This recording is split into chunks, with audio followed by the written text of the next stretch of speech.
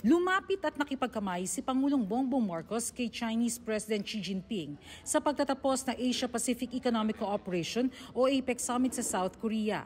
Ayon sa Pangulo, binati niya si Xi para sa APEC chairmanship ng China sa 2026. Ang hirap lapitan talaga. Meron kaming holding room.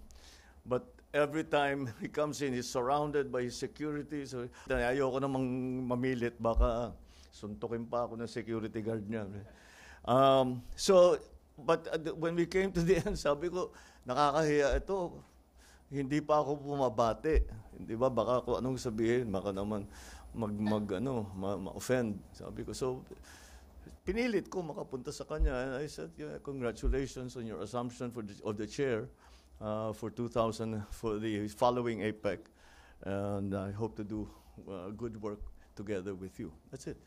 Mabilisan lang eh. Hindi nila tinalakay ang hidwaan ng Pilipinas sa China sa West Philippine Sea. This is APEC. It's an economic meeting. You don't really talk about such issues.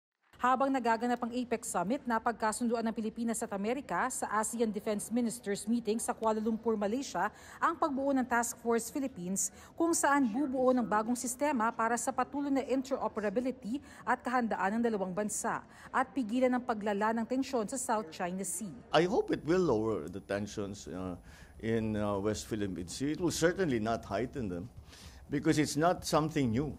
Bago ang APEC Summit, lumahok sa multilateral naval exercise sa ating exclusive economic zone ng mga barko ng Pilipinas, Amerika, Australia at New Zealand. 5 warship ng China naman ang namataang nagmamasid. Kinumpirma ng Chinese military na nagpatrolya sila sa misyong tinawag nilang seryosong banta sa kapayapaan at kapanatagan sa rehiyon.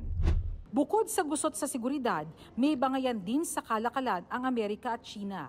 Isa sa mga magandang ibinalita ni Pangulong Marcos ang pagpasok ng 50 billion peso worth of investment mula sa isang Korean company na magpapalawig ng negosyo sa Pilipinas at magpapasok ng karagdagang 3,000 trabaho.